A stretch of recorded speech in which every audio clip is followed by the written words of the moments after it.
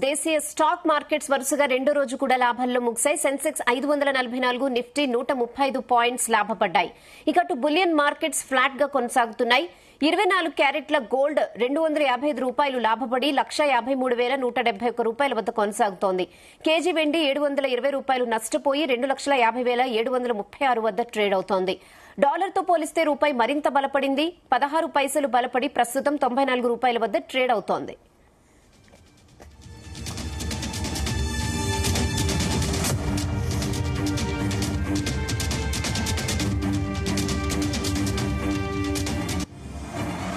ఇదే విషయంపై మరిన్ని అప్డేట్స్ మనతో పాటు లైవ్ లో జాయిన్ అవుతున్నారు G B Satyanarayana garu, stock market expert. Good evening Satyanarayana గారు.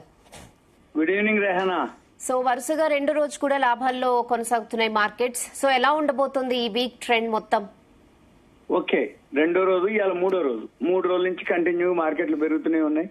ఎందుకు అంటే నిన్న ఉదయం మనకి అనౌన్స్మెంట్ చేయడం జరిగింది ట్రంప్ ఇరాన్ అది. దాంతో బ్రెంట్ ఆయిల్ బాగా తగ్గడం జరిగింది. ఇప్పుడు అది $81 ట్రేడ్ అవుతుంది. ఇవాళ కూడా ఒక 2.5% పడింది. దాంతో మన మార్కెట్లు పాజిటివ్ లోకి రాకపోతే ఏవైతే సెక్టార్లు ఉంటాయో అన్ని సెక్టార్లు, అంటే ఇప్పుడు ఒక సెక్టార్ కాదు, టోటల్ గా ఓవరాల్ గా ఏవైతే నిఫ్టీ 50 నుంచి మొదలు పెడితే నిఫ్టీ 50 135 పాయింట్లు పెరిగింది. BSE Sensex 544, Nifty 500 106, Nifty bank వచ్చి 98, ఇక ఐటీ 500 పాయింట్లు, Nifty mid cap 105, bank BSc bank 131.44, Nifty 200 వచ్చి 65.4, నిఫ్టీ 100 వచ్చి 122.06, Nifty small cap 41, BSc 500 175, BSc 100 151, 71 అన్ని సెక్టార్లు పాజిటివ్ లోనే క్లోజ్ అయినాయి. ఎప్పుడైతే ఈ బ్రెంట్ ఆయిల్ బాగా తగ్గడం జరిగిందో $81, మన గోల్డ్ కూడా కొంచెం పాజిటివ్ లోనే ఉంది, సిల్వర్ కూడా పాజిటివ్ లోనే ఉంది. ఆ రెండు కూడా పాజిటివ్ లోనే జరుగుతున్నాయి. ఇకపోతే మనం గమనించవలసింది ఏంటిదంటే ఇవాళ మూడవ సెషన్, ఈ మెయిన్ ఈ ముడి చమురు బ్రెంట్ ఆయిల్ తగ్గడంతో కొనుగోళ్లు పెరగడం జరిగింది. సెంటిమెంట్ ఒకటి, ఈ అమెరికా ఇరాన్ శాంతి ఒప్పందం, దాంతో మార్కెట్లు పాజిటివ్ లోకి రావడం జరిగింది. అయితే దీంతో ఏం జరుగుద్ది, ముడి చమురు ఎప్పుడైతే ధర తగ్గుద్దో మనకి మెయిన్ మనమే అనమాట, అంటే దిగుమతిదారులు మనం, అతిపెద్ద చమురు దిగుమతిదారు మనం కాబట్టి మనకి పాజిటివ్ అంతా, అంటే ద్రవ్యోల్బణం తగ్గుద్ది, రూపాయి బలోపేతం అవుతుంది, దేశ వాణిజ్య లోటుపై ఒత్తిడి తగ్గడానికి సహాయపడుతుంది. అందుకని ఇంకా ఈ బ్రెంట్ ఆయిల్ ఇంకా తగ్గింది అనుకోండి, అంటే పాత రోజుల మాదిరి $75-80 మధ్యలో ఉండేది, అది వచ్చే అవకాశాలు ఉన్నది అనేది ఒక వార్త. అప్పుడు ఏమవుతుందంటే బాగా తగ్గిపోతే ఇంకా కరెంట్ ఖాతాపై ఒత్తిడి తగ్గిపోతుంది మనకి. దీంతో మనకి పాజిటివ్ అన్నమాట, ఇది ఒకటి. ఇక మెయిన్ ఇక ఇప్పటి వరకు చూస్తే అంటే ఇప్పుడు వరల్డ్ మార్కెట్లు కూడా బాగా పాజిటివ్ లో ఉండటం, రాత్రి అమెరికా మార్కెట్లు హైలో క్లోజ్ అవటం జరిగింది. ఇక ఏషియన్ మార్కెట్లు ఇప్పుడు పాజిటివ్ లోనే క్లోజ్ అయినాయి, యూరోపియన్ మార్కెట్లు పాజిటివ్ లోనే రన్ అవుతున్నాయి. ఇకపోతే మనకి ఎఫ్ఐఐలు చాలా రోజుల నుంచి సెల్లింగ్ లో ఉంటూ నిన్న బయింగ్ లోకి రావడం జరిగింది, అది గుడ్ న్యూస్. ఎఫ్ఐఐలు సెల్లింగ్ లేకుండా ఉండటం ఒక వర్షం, బయింగ్ లో కొంత క్వాంటిటీనే 200 కోట్లు ఎంతో సుమారుగా అంతే, కాబట్టి పాజిటివ్, కాబట్టి అది ఒక గుడ్ న్యూస్. దీంతో ఈ భౌగోళిక రాజకీయ ఆందోళన అంటే ఈ ఇంధన రవాణానే మెయిన్ ప్రపంచానికి మొత్తం సప్లై. అయితే ఏదైతే అది క్లియర్ అవుతుందో ప్రపంచ దేశాలు, ప్రపంచ మార్కెట్లు, ఏషియన్ మార్కెట్లు అన్ని కూడా పాజిటివ్ లోనే జరుగుతున్నాయి అన్నమాట. కాకపోతే ఇది చూడాలి ఇక ఎన్నాళ్ళు, అంటే రేపు శుక్రవారం ఉంది ఎంఓయు. ఓవరాల్ గా ఈ బ్రెంట్ ఆయిల్ మనకు తెలుస్తుంటది.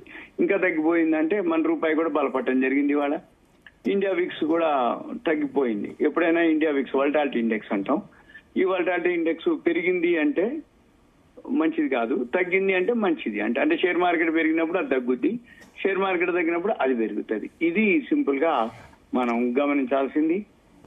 ఇక చెప్పు, ఇక ఇన్వెస్ట్ చేసే వాళ్ళకి ఏం అడ్వైజ్ ఇస్తారు? ఇంకేం లేదు, ఈ శుక్రవారం దాకా ఉండొచ్చు.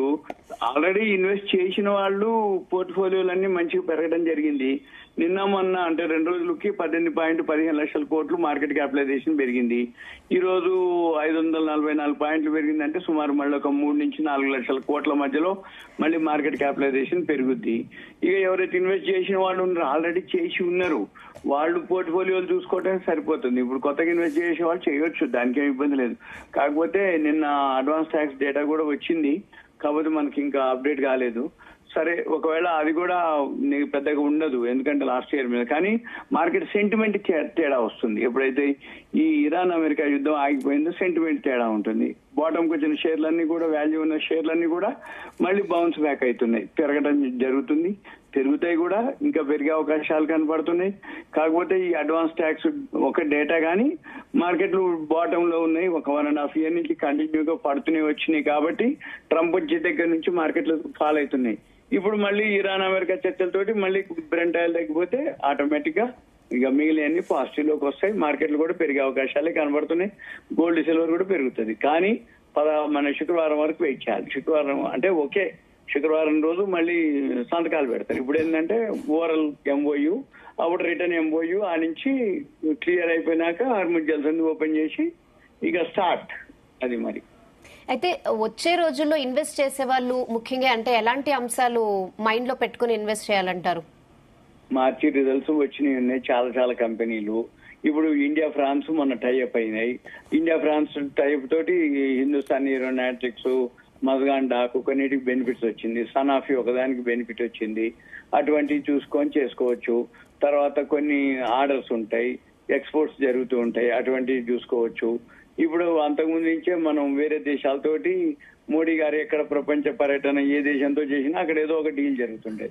అవి కనుక కొంచెం వెరిఫై చేసుకొని ఏ డీల్ జరిగింది, ఏ కంపెనీకి లాభం, ఏ సెక్టార్ కి లాభం, ఏ ప్రొడక్ట్ లాభం, ఏ కంపెనీకి ఆర్డర్ వచ్చింది లాభం, అవి కనుక చూసుకుంటే అదొక పద్ధతి. లేదు ఇవన్నీ ఎందుకులే అనుకుంటే మార్చి యాన్యువల్ రిజల్ట్స్ కూడా బాగా వచ్చినాయి ఉన్నాయి, అవి చూసుకొని కొనుక్కుంటే ఒక 6 months అట్లా వెయిట్ చేస్తే మంచి రిటర్న్స్ వస్తాయి. ఓకే, హార్ముజ్ ఓపెన్ అయింది కదా, దీనివల్ల అంటే ఏ రంగాలపై ఎఫెక్ట్ పడుతుంది అంటారు దీనివల్ల? ఇప్పుడు ఇంకా ఓపెన్ కాలే, ఓపెన్ అవుతుందని, ఓపెన్ అయిందని కొద్దిమంది అంటారు. రేపు శుక్రవారం మీటింగ్ అయిపోయి చర్చలు అయిపోయినాక అప్పుడు ఓపెన్ చేస్తాం అనేది ఒక మాట. అయితే ఓపెన్ అయిపోయిందంటే ఇక ట్రాన్స్పోర్ట్ తగ్గిపోద్ది, బ్రెంట్ ఆయిల్ తగ్గిపోద్ది. మళ్ళీ ఎవరికైతే కావాలనుకుంటారో వాళ్ళందరికీ వచ్చేస్తే ఆటోమేటిక్ గా మనకి మళ్ళీ అంటే ట్రాన్స్పోర్ట్ తగ్గిపోయిందంటే ఇన్ఫ్లేషన్ తగ్గిపోద్ది. ఇన్ఫ్లేషన్ తగ్గిపోతే మనం కొనుక్కునే కూడా వస్తువుల ధరలు తగ్గిపోతాయి సింపుల్ గా. అప్పుడు బెనిఫిట్ అవుతుంది. మెయిన్ మనం ఎక్కువ బెనిఫిట్ పొందుతాం, ఎందుకంటే మనం దిగుమతి మీద ఆధారపడ్డాం కాబట్టి. ముడి చమురు అది పెరిగితే మొత్తం అంతకుముందు ఒక్కసారి పెరిగిందో లేదో మనం గ్యాస్ పెంచడం జరిగింది, పెట్రోల్ పెంచినాం, డీజిల్ పెంచినాం. ఇప్పుడు అవన్నీ ఇంకా పెరగకుండా ఉంటాయి. ఇక అది మన దేశానికి జీడిపికి సపోర్ట్ చేస్తుంది, మనకి లాభం అవుతుంది. ఓకే, అలాగే ఇప్పుడు గోల్డ్ సిల్వర్ రేట్స్ కూడా కొద్దిగా పెరిగాయి కదా, సో ఇవి పెరుగుతూనే ఉంటాయి మళ్ళీ ఇంకా ఈ వీక్ లో రేట్స్? అవి పెద్దగా మామూలుగా 1-2 రోజులు పెడితే 1-2 రోజులు తగ్గుతాయి. ఓవరాల్ గా పాజిటివే కానీ అంతగా పాత రోజుల మాదిరి వచ్చే అవకాశాలు తక్కువ. ఓవరాల్ గా కొనుక్కోవచ్చు, ఏం కాదు, ఇన్వెస్ట్మెంట్ ఓకే. కాకపోతే మన మార్కెట్లు ఓకే, ఇక గోల్డ్ సిల్వర్ కూడా ఓకే, పెద్ద ఇబ్బంది ఏమి ఉండదు, తగ్గే అవకాశాలు చాలా తక్కువ. కానీ ఓవరాల్ గా అంటే అంతగా పెరగవు, ఇన్వెస్ట్ చేయొచ్చు, ఏం కాదు, ఇబ్బంది లేదు. ఓకే, ప్రస్తుతం అసలు ఏ సెక్టర్స్ చాలా స్ట్రాంగ్ గా ఉన్నాయంటే ఏం చెప్తారు? ఇదే ఇప్పుడు అన్ని సెక్టార్లు బాగానే ఉన్నాయి. సెమీ కండక్టర్స్ అయితే బాగుంటది, ఏఐ టూల్ అయితే అన్ని కంపెనీలు, ఈ ఐటీ కంపెనీలు ఏఐ టూలకు పోతున్నాయి. ఇప్పుడు రిలయన్స్ లాంటి ఏఐ టూలకు పోతున్నాయి, అన్ని ఏఐ టూలకు పోతున్నాయి. దాంట్లో మూలం ఏంటిదంటే సెమీ కండక్టర్ కంపెనీలు చూసుకోవాలి, అందులో వాల్యూ ఉన్న స్టాక్ చూసుకోవాలి, బాగా లాభాలు ఉన్నాయి చూసుకోవాలి, అవి కొనుక్కోవచ్చు ఫస్ట్ సెమీ కండక్టర్లు. ఇప్పుడు మళ్ళీ ఐటీ కూడా బాగా తగ్గిపోయింది, ఐటీ సెక్టార్ కూడా మళ్ళీ బౌన్స్ బ్యాక్ అవుతుంది ఐటీ సెక్టారు. ఇక మిగిలిన ఆటో సెక్టార్లు ఉన్నాయి, ఫార్మా సెక్టార్లు, ఏవైతే ఏ సెక్టార్ ఉన్నా రిజల్ట్స్ బాగున్నాయి. ఎఫ్ఎంసీజీ సెక్టార్ చూసుకొని కొనుక్కోవచ్చు, ఏం కాదు. సో ఓవరాల్ గా ఈ వీక్ లో మార్కెట్స్ ఎలా ఉంటాయంటే ఏం చెప్తారు? ఈ వీక్ అయితే బాగానే ఉండొచ్చు, ఎందుకంటే రేపు బుధవారం మళ్ళీ NSC weekly expiry futures opening day ఉంటుంది, ప్రాబ్లం ఉండకపోవచ్చు. ఎందుకంటే ఇవాళ మంగళవారం ఏదైనా ప్రాఫిట్ బుకింగ్ జరుగుతుందేమో అనుకున్నాం, కానీ ప్రాఫిట్ బుకింగ్ ఏం లేదు, మామూలుగానే పెరిగింది కాబట్టి రేపు కూడా పెరిగే అవకాశాలే కనబడుతున్నాయి. మళ్ళీ ఎల్లుండి వీలైతే గురువారం రోజు మళ్ళీ బిఎస్సి సెన్సెక్స్ వీక్లీ ఎక్స్పైరీ ఉంది, ఒకవేళ ప్రాఫిట్ బుకింగ్ జరిగితే జరగవచ్చు. అయితే ఈ 2 రోజుల్లో మళ్ళీ చర్చలే ఉన్నాయి. ఇప్పుడు శుక్రవారం అనేది ఉంది కాబట్టి శుక్రవారం వరకు ఈ వారం అంతా బాగానే ఉండవచ్చు అవకాశం. మార్కెట్లో అయితే పెద్దగా ఏమీ ఉండదు, ఉంటే ఇలానే పాజిటివ్ లోనే ఉండే అవకాశాలు ఉన్నాయి. ఇంకొకటి ఏంటిది అంటే మనం ఈ ముడి చమురు ఎంత తగ్గుతున్నా కొద్దీ అప్పుడు ఇంకా పెరుగుతుంది. ఇప్పుడు $81 ట్రేడ్ అవుతుంది, అది 79 వచ్చిందో ఇంకా మార్కెట్లు పాజిటివ్ లోనే ఉన్నట్టు లెక్క. ఓకే సత్యనారాయణ గారు, థ్యాంక్స్ ఫర్ జాయినింగ్.